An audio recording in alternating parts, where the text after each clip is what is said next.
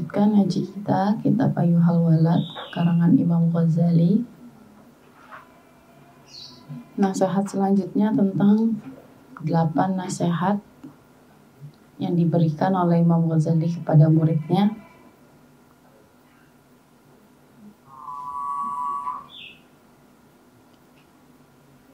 Yang pertama kemarin adalah untuk tidak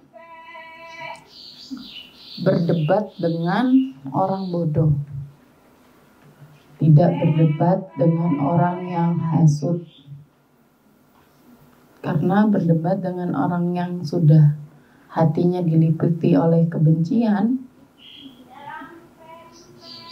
itu tidak ada ujungnya, tidak akan selesai.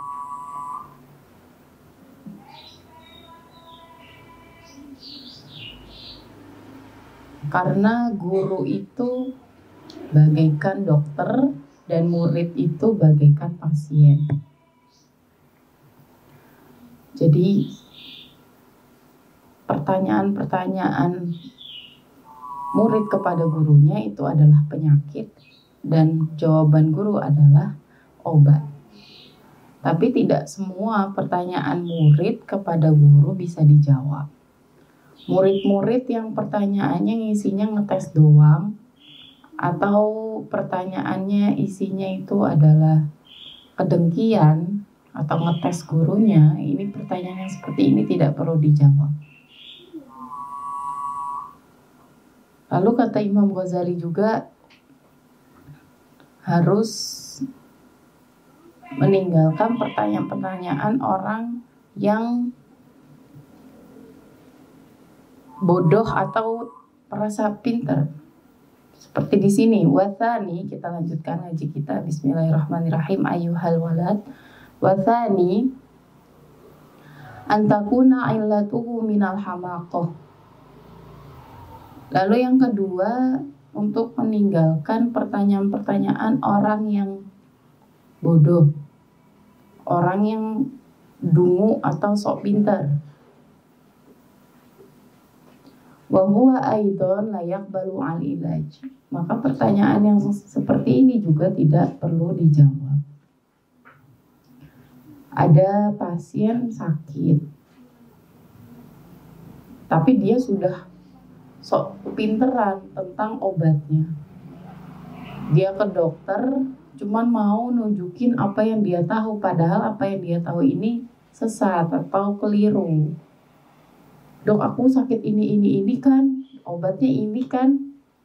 Lah terus ngapain ke dokter, kamu sok pinter banget. Yang mana dia tahu ilmu ini sumbernya gak jelas. Nah, pertanyaan orang yang seperti ini tidak perlu dijawab. Antakuna illatuhu minal hamaqah. Orang yang sok pinter atau bodoh. Wa huwa aidan, dan dia juga layak balu, tidak usah al-ilaj, dijawab. Di sini al-ilaj itu maksudnya adalah diobati, tapi kalau diperumpamakan pada dokter dan pasien. Tapi kalau kepada guru dan murid, al-ilaj di sini dimaknai sebagai dijawab pertanyaannya. Kama qala Isa alaihi salam, seperti dikatakan oleh Nabi Isa alaihi salam, inni ma'ajaztu an ihya'il mauta wa qad ajaztu an mu'alijatil ahma. Sesungguhnya aku tidak lemah, sesungguhnya aku bisa menghidupi orang yang mati, tapi aku tidak bisa mengobati orang yang bodoh. Aku tidak bisa mengobati orang yang sok kepinteran. Jadi kalau ngobatin orang yang sok kepinteran itu susah. Jadi dia datang ke dokter, tapi dia udah ngulik banyak, tapi yang dia kulik itu keliru.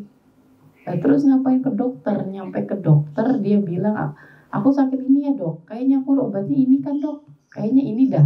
Nah, itu kan gak tepat. Dokter mau ngobatin orang yang seperti itu juga bingung. Gak usah, yang seperti ini gak usah dihiraukan. Wadzalika rajulun yashtaghilu bi talabil ilmi zamanan qalilan. Contohnya seperti apa? Seperti cerita rojulun, ada seorang laki-laki yashtaghilu, disibukkan bitolabil ilmi, dengan mencari ilmu, tapi zamanan qalilan, dengan waktu yang sebentar. Wa yata'alamu syai'an minal ulumil aqli wa syar'i, lalu dia mempelajari sedikit dari ilmu akal dan dari ilmu logika dan ilmu syariat. Fayas'alu wa ya'taridu min hamaqatihi 'alal 'alimi al-kabir. Lalu dia nanya dan yang tarik komplain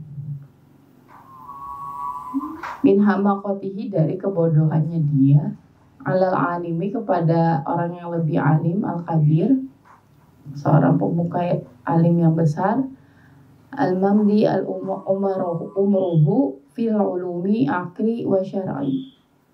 Dia terus nanya dan komplain kepada orang yang ilmunya, kepada ulama kabir yang belajar ilmu akal dan ilmu syariatnya itu lebih lama dan lebih dalam.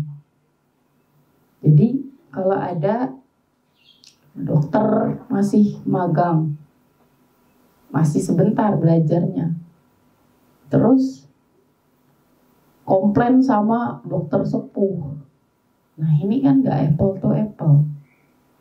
Nah pertanyaan ini dia menganggap dirinya sudah pintar, sudah di posisi yang sama. Begitu pula murid yang sudah belajar, nanya, tapi belajarnya masih sedikit dan sebentar, komplain kepada gurunya, yang mana gurunya belajarnya sudah lama.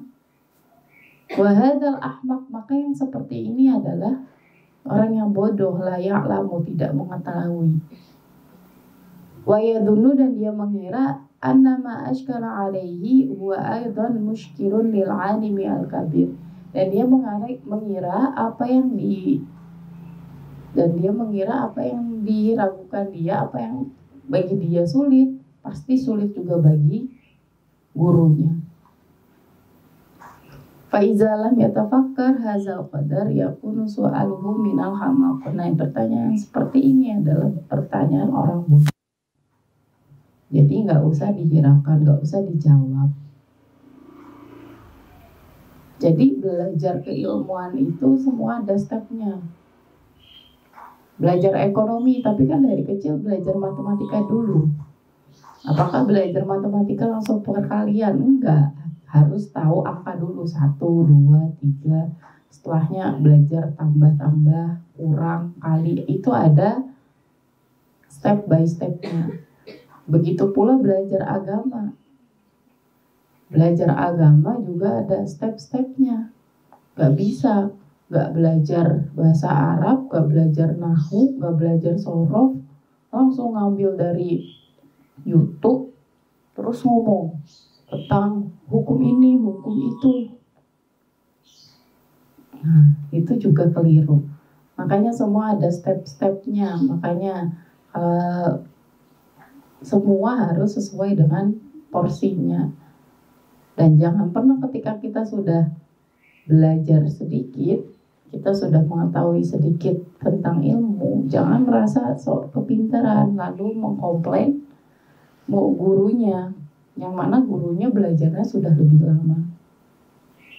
Fayan bagi ala yashtagila bijawabihi, maka jangan kau sibukkan dirimu untuk menjawab pertanyaan orang yang seperti ini. Li'anna jawabal ahmak as-sukut, karena sebaik-baik pertanyaan bagi orang yang seperti ini adalah diam. Wasalisu, dan yang ketiga, golongan yang ketiga, ayakuna mustarsyidan.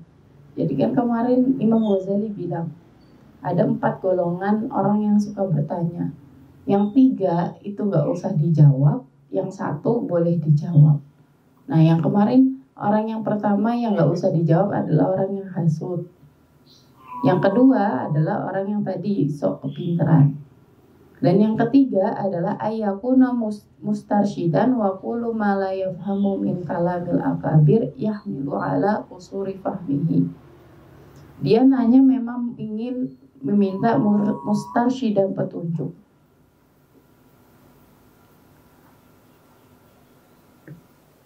Wa qulu ma la yafhamu min kalamil akabir, dan dia la yafham tidak paham dari perkataan orang-orang orang-orang yang berilmu al-akabir.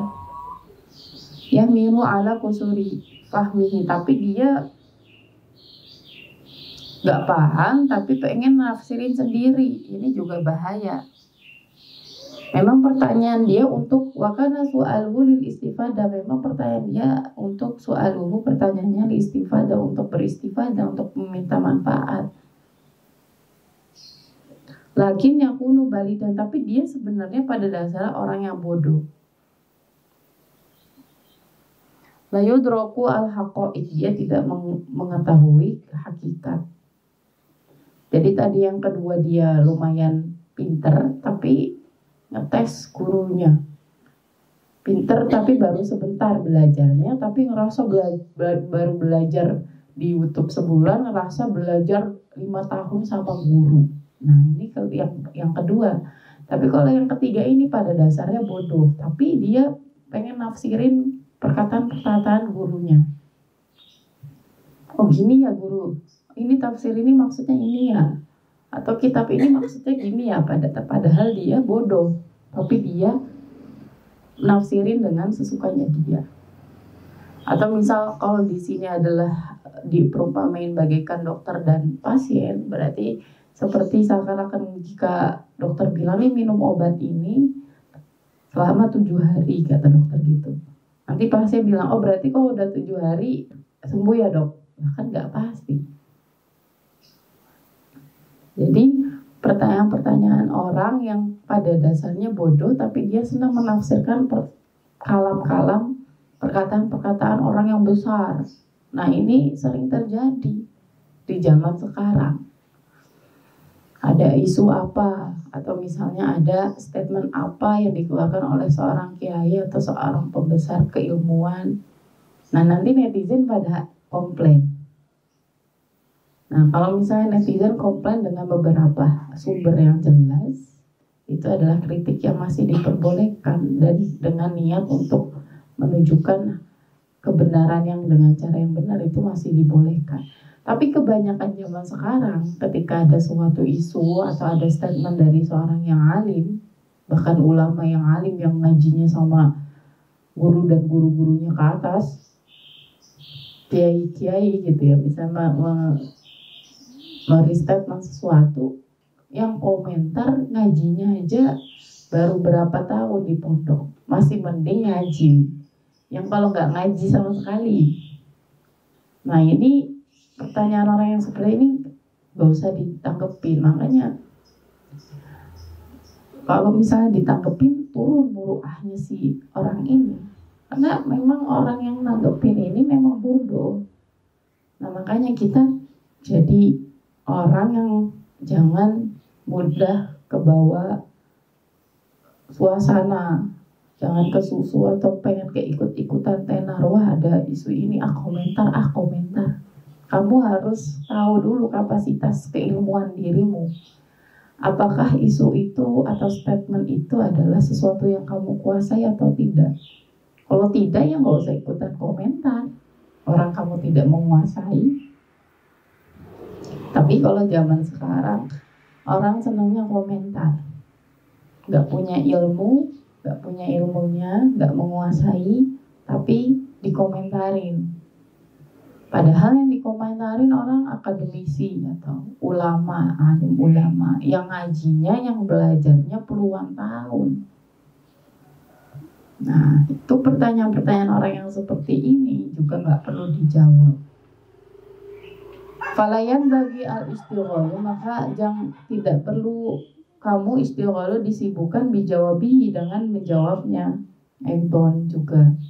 Kama qala Nabi SAW, seperti yang dikatakan oleh Nabi SAW, nahnu ma'asyiral anbiya, kami para nabi, umirna anukallima an-nas ala qadri uqulihim, diperintahkan pada kami untuk berbicara kepada orang-orang ala qadri, dengan kadar uqulihim, dengan kadar akalnya.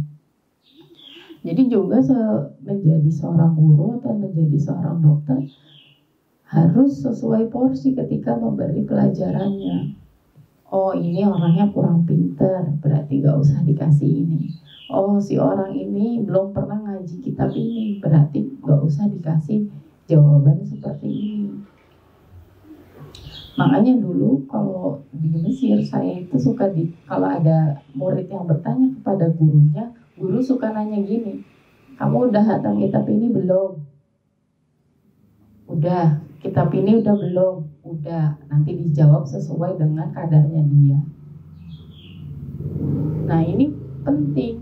Jadi dulu kalau di Mesir kalau ada guru ditanya, ini misalnya murid tanya, ini apa ya guru? Gurunya nanya dulu, kamu udah ngaji kitab ini belum?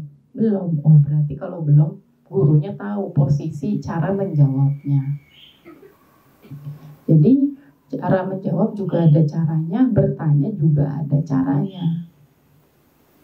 Makanya di sini dikatakan umirna an nukalliman nasa ala qadri uqulihim.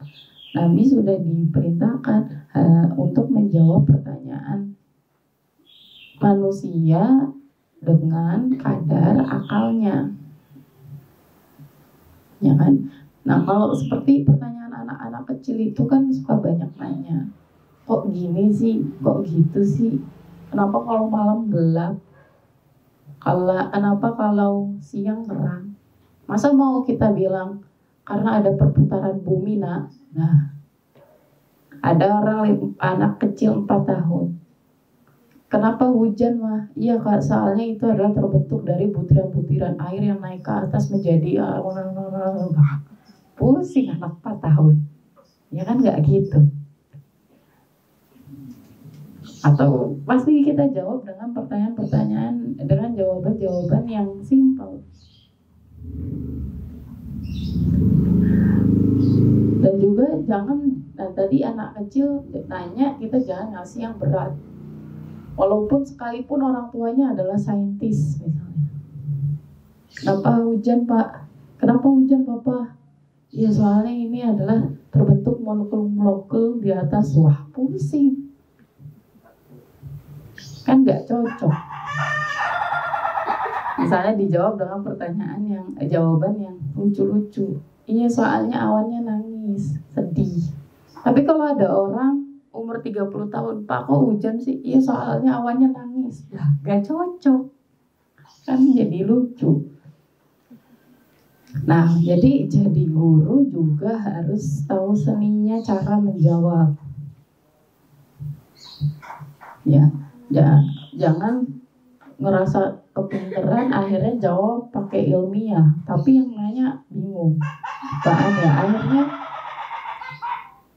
nggak dapat apa-apa. Gitu. Makanya jadi orang tua nantinya harus pintar dengan cara menjawab. Kemarin ada anak SD nanya ke saya, kelas 2 SD, Bu Guru kenapa Allah itu namanya Allah? Terus yang namain siapa? Nah loh, itu penamaan lafzu jalalah. Buya Syakur, kalau pernah tahu beliau alim ulama, ngaji penamaan kenapa Allah dinamain Allah itu 4 tahun. Masa mau saya jawab dengan jawabannya Buya Syakur, anak 2 SD? Iya soalnya kalau dilihat dari historical bahasa, secara terminologi bahasa, masa mau saya jawab begitu? Gak cocok. Bahwasanya adalah bahasa Arab ini adalah turunan dari bahasa Ibrani. Masa mau saya jawab gitu? Atau misalnya mau dari sisi sorofnya. Kalau misalnya ada yang mengatakan bahwasanya Allah itu adalah mushtaq dari ilah. Ilahun adalah Tuhan-Tuhan, lalu mau ditambah ma'rifah menjadi Allah. Kalau anak 2 SD saya jawab gitu, gak mungkin. Nah, jadi lebih susah kan? Padahal saya pun untuk sampai jawab, saya pun merasa saya juga belum puas mencari jawaban pertanyaan itu untuk diri saya. Ditanya, gimana Bu Guru, kenapa Allah namanya Allah gak yang lain? Nah, gimana tuh? Kan gak mungkin mau dijawab ilmiah kayak gitu, pusing juga. Emang nanti akhirnya beruntut kalau kita jawab so ilmiah gitu. Misalnya iya sebenarnya bahasa Arab itu adalah turunan dari bahasa Ibrani. Ibrani apa Bu? Ibrani adalah bahasa yang dahulunya dari Bani Israel misalnya gitu ya. Terus Bani Israel apa bu? Kayak gitu, nanti gitu terus gak selesai-selesai ya kan? Atau misalnya iya karena Allah itu adalah, ada yang mengatakan Allah itu adalah mustaq dari ilah. Ilah artinya adalah Tuhan. Mustaq apa bu? Nah, nggak selesai-selesai. Nah jadi kemarin pertanyaan itu saya coba jawab dengan jawaban yang semoga dia lumayan terjawab, walaupun bagi saya itu kurang tepat. Bukan kurang tepat, kurang memuaskan kalau saya jadi anak itu. Gak tahu ya. Bagi saya kalau saya dijawab kayak gitu, jadi saya cara jawabnya gini kemarin. Bu Guru, kenapa Allah namanya Allah?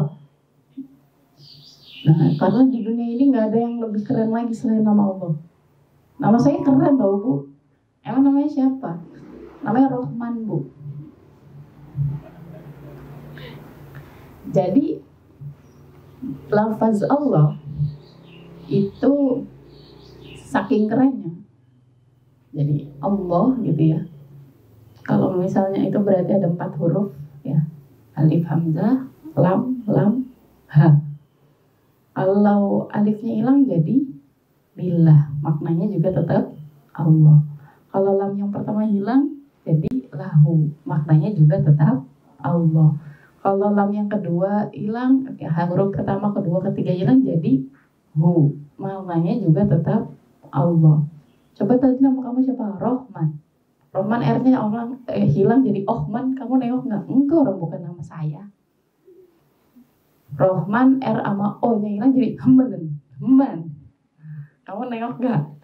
Enggak, orang bukan nama saya. Rohman R sama O sama H-nya hilang jadi Man. Nah itu saya nengok Pak. Nah tapi kan yang tadi yang depan nggak nengok. Kan nanti kalau bisa ada namanya anak Maman juga nengok, kan?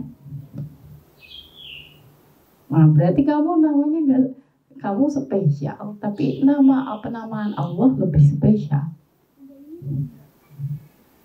Gitu. Jadi sebenarnya penamaan Allah itu seperti dinamai oleh 99 sifat Allah.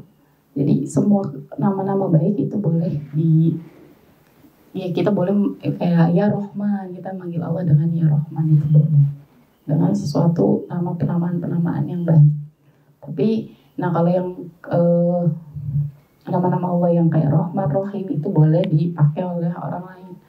Tapi kalau Allah itu hanya Allah. Makanya ini adalah keagungan sendiri untuk penamaannya. Gitu, semoga aja terjawab itu. Tapi sih saya kalau jadi anak 2 SD bu saya gak puas gitu. Tapi lumayan lah. Oh iya bu gitu. Nah makanya pertanyaan-pertanyaan anak kecil itu memang sebenarnya, tapi jangan pernah membunuh pertanyaan anak-anak kecil dengan gak usah lah kamu nanya-nanya gitu, orang udah begitu. Itu akan mematikan daya kritis pertanyaan anak-anak. Itu juga gak tepat. Jadi harus dijawab, dicampur dengan pertanyaan, dengan jawaban yang sedikit mengarah ke ilmuwan, tapi dengan hal-hal yang pendekatannya mudah. Jangan bu kenapa awan bergerak? Ya udah orang udah bergerak. Jangan kayak gitu cara jawabnya. Akhirnya anak nggak jadi kritis. Berarti kamu mematikan daya kritik anak-anak. Dan padahal itu adalah masa-masa yang paling penting. Nah makanya saya sekarang lagi nunggu Majidah gede. Ayo dong nanya Majidah. Iya. Karena pertanyaan itu jadi bikin buka kitab. Pertanyaan anak-anak, ya kan? Kenapa Tuhan ada? Kenapa harus sholat? Nah jangan dijawab dengan ya udah orang udah begitu. Lah orang ada, nah nanti dia nggak mau kritis lagi. Kalau kita kan orang dewasa itu kelirunya adalah selalu menganggap di dunia ini sudah begitu adanya. Akhirnya tidak mau kritis lagi. Sebenarnya kalau kamu tetap kritis seperti kritisnya kamu pas di masa kanak-kanak, di masa sekarang yang kamu punya banyak kemampuan untuk mencari jawaban, kamu akan mendapatkan lebih. Dan itu pemahamannya akan, dulu pas TK pernah nanya kenapa hujan, dijawab gini. Nanti pertanyaan itu kamu terus tanyakan pada dirimu dan kamu akan mendapatkan jawaban-jawaban yang berbeda sesuai dengan level umurmu nantinya. Sampai akhirnya nanti balik lagi ke kesyukuran, ketadaburan, seperti itu. Jadi jangan menganggap di dunia ini semua sesuatu yang biasa-biasa saja. Gitu. Nah, lalu tadi adalah tiga model pertanyaan yang tidak perlu dijawab. Yaitu tadi seperti pertanyaannya orang hasad, dengki, pertanyaannya orang yang sok kepintaran, dan pertanyaan orang yang sudah belajar sedikit tapi ngerasa sudah pintar tadi yang kedua. Yang ketiga adalah pertanyaan orang yang bodoh tapi dia nafsirin sendiri. Tapi ada pertanyaan yang boleh dijawab, yaitu wa amma al-marodu, dan penyakit yang boleh disembuhkan yang bawa al-ilaj, wa huwa ayakuna mustarsyidan aqilan fahiman, yaitu bahwa ayakuna mustarsyidan, itu pertanyaan itu berupa untuk meminta petunjuk yang ditanyakan oleh orang yang akilan, orang yang waras, fahiman, orang yang paham. Jadi memang pertanyaan ini diluncurkan sesuai dengan dia mempunyai kapasitas yang pas untuk dijawab seperti ini. La yakunu maghlubal hasadi wal ghadab, dan dia tidak ada di hatinya itu kedengkian, wal ghadab, dan kemarahan atau ketidaksukaan sama si gurunya. Wa hubbu syahwat, dan tidak ada itu dia ada hawa nafsu untuk egois atau memenangkan hawa nafsunya, waljah, dan kesenangan dunia dan harta.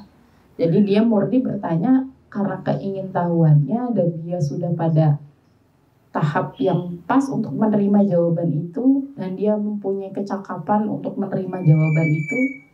Nah, yang seperti ini boleh, pertanyaan yang seperti dilontarkan oleh orang yang seperti ini boleh dijawab. Yakunu talibal thariqal mustaqim, dan dia adalah orang yang pengen tahu jalan yang lurus. Walam yakun su'aluhu wa i'tiraduhu an hasadin, walam yakun, dan tidak di dalam su'aluhu pertanyaannya dia, wa i'tiraduhu, dan kritik atau pertanyaannya dia itu an hasadin, di dalamnya nggak ada kehasatan, kedengkian, wa ta'anutin, dan tidak untuk menguji, wamtahanin, itu menguji gurunya. Nah, yang pertanyaan yang seperti ini boleh dijawab. Wa hadza yaqbalu ala ilaj, yang seperti ini boleh diobati gitu. Ini kalau diumpamakan bagikan dokter dan pasien. Fayajuzu antastaghila bijawab su'alihi, maka boleh kamu menjawab pertanyaan dari orang yang seperti ini. Gitu. Bal yajibu 'alaika ijabatuhu, tapi bahkan wajib kamu menjawab. Nah, tadi adalah 4 macam orang yang ketika bertanya, 3 tidak perlu dijawab, yang 1 nggak apa-apa dijawab. Nah, ini kan tadi masih berkaitan dari 8 nasihat Imam Ghazali. Yang pertama adalah meninggalkan pertanyaan orang yang bodoh. Nah, lalu selanjutnya watani, dan yang kedua adalah mimma tada, perkara yang harus kamu tinggalkan. Kan kemarin Imam Ghazali di atas bilang ini adalah nasihat, ada 8 nasihat. 4 adalah sesuatu yang berkaitan yang harus kamu tinggalkan, dan 4 lainnya adalah sesuatu yang harus kamu kerjakan. Dan 4 yang harus kamu tinggalkan, yang pertama adalah meninggalkan pertanyaan-pertanyaan bagi orang yang bodoh. Kualifikasi bodohnya adalah 4 yang tadi. Lalu nasihat yang selanjutnya tentang meninggalkan sesuatu adalah wasani mimma tada, dan nasihat yang kedua tentang perkara yang harus ditinggalkan, wa an tahdaru wa tahtarizu min antakuna wa'izan au mudzakiran, yaitu tahtadir atau hati-hati, tahtaris, hati-hati untuk antakuna, untuk menjadi wa'izan, seseorang penceramah, au mudzakiran atau pengingat. Jadi meninggalkan untuk menjadi seorang penceramah atau pengingat, karena orang yang suka ceramah itu juga beban moralnya tinggi. Dia harus mengamalkannya terlebih dahulu, baru menyebarkannya. Dan juga biasanya orang yang suka memberi nasihat itu li'ana afatuhu kasiro, penyakitnya sakit. Ketika seseorang sudah dipercayai untuk menjadi guru atau penasehat, nanti dia ada merasa takutnya, ditakutkan menimbulkan perasaan sombong, tinggi, jumawa, sudah benar, karena dia sudah senangnya dimintain nasihat sama orang, dia nasihatin orang, kalau hakikatnya dia sebenarnya belum sebaik itu gitu. Nah, itu menjadi penyakit. Maka Imam Ghazali bilang, tinggalkan kamu untuk mudah menasehati orang kecuali orang itu minta. Karena gampang nasehatin orang menyebabkan penyakit hati, yaitu adalah sombong, merasa sudah benar gitu. Ila anta amal bima taqulu awalan, kecuali kamu memang sudah ta'mal, mengerjakan nasihat itu lebih dulu. Nah, kalau kamu sudah ngamalin betul, misalnya kamu udah mulazamah satu kitab sampai selesai, terus kamu ngajarin, boleh. Atau misalnya kamu sudah putus cinta 1000 kali, terus ada temannya putus cinta, kamu nasehatin, boleh. Nah, udah sih paling berpengalaman, ya kan? Tapi kalau pacaran aja enggak nasehatin. Tapi bisa juga ya nasehatin yang kayak gitu, bisa juga ya.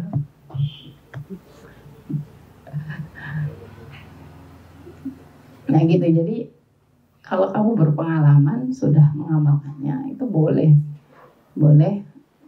mengajari gitu ya. Sudah ngaji kitab nahwu diulang-ulang 5 kali terus ngajarin teman, boleh. Tapi kalau nggak pernah ngaji sama sekali terus ngajarin, wah itu sesat nanti. Ya, jadi dokter juga gitu. Belajar dokter puluhan tahun, terus dimintain resep, boleh kalau memang itu adalah kekhususan dia atas suatu penyakit itu. Tapi dia nggak belajar baru sebentar, ditanyain tentang suatu penyakitnya bukan spesialisnya dia, jangan sok-sok minta jawab walaupun titel kamu dokter sekalipun. Bahkan itu bukan keahlian kamu. Gitu. Makanya kalau ulama suka jadi ulama, keahliannya adalah fikih, keahliannya adalah hadis, keahliannya adalah tafsir. Ya, untuk kita mudah merujuknya, dan memang untuk beliau fokus di keilmuan itu gitu. Nah, kalau kamu sudah bisa mengamalkan itu boleh menasehati sumat ta'zubihin nas, maka boleh memberi nasihat jikalau kamu memang sudah mengamalkan. Fatafakkar fima qila li Isa alaihi salam, ya bana Maryam, aiz nafsaka fa in ta'azta fa'idin nasa wa illa fastahi min rabbik. Jadi Isa alaihi salam berkata bahwasanya, ya bani Adam, wahai ya bani Maryam, wahai ibnu Maryam, aiz nafsaka. Pertama adalah aiz nafsaka, nasihatilah dirimu. Fa in ta'azda, dan jika kamu sudah menasihati dirimu, fa'izin nas, maka kamu boleh menasihati orang lain. Wa illa, jikalau kamu belum menasihati atau tidak mengamalkan atas nasihat itu, fastahi, maka malu min rabbika, terhadap Tuhanmu. Sama ya, jadi kalau mau memberi nasihat harus mengerjakannya dulu. Wa ini betulita bihazal amal, Dan jikalau keadaan itu terpaksa, wahtaris an khoslatin, misalnya di satu kampung gak ada dokter sama sekali, dia kebetulan belajar di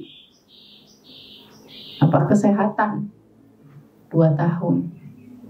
Nah, ini kan sudah keadaannya mendesak, gak ada dokter lagi, dia tapi keilmuannya masih belum mumpuni gitu ya. Atau misalnya dia belum pernah mengamalkan ilmu itu. Tapi ini juga boleh, tapi ada ketentuannya. Fahtaris an haslatain, itu ada 2 ketentuannya.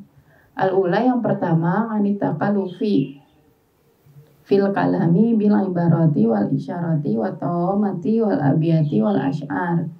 Ini untuk maksudnya ilmu agama, yaitu penasehat atau ustadz. Misalnya dia baru masih dalam proses belajar, terus balik ke kampung, di kampung ini orangnya isinya maksiat semua, terus dia diberi pertanyaan gitu ya. Nah, itu boleh menasehati, tapi dengan catatan anitakalufi fil kalami, jangan memaksakan fil kalami dalam kalamnya dia itu dengan dicampur adukan dengan ibarat wa isyarat dan bait-bait dan syair-syairnya para ulama sufi.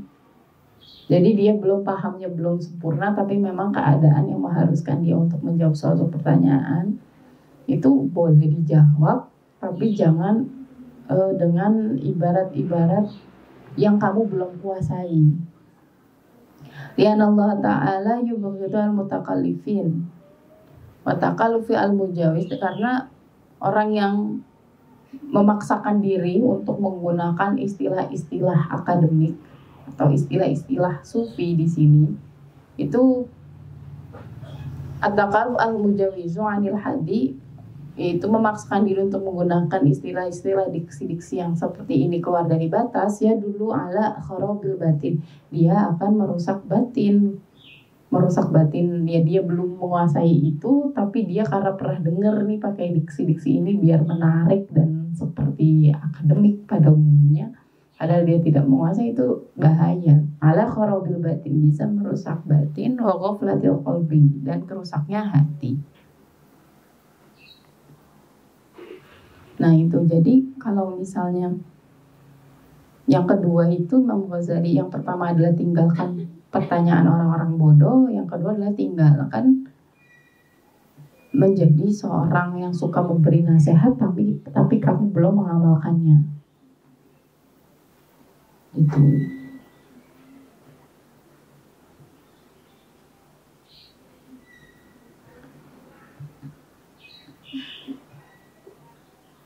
Ya itu saja untuk hari ini. Wallahu a'lam bishawab.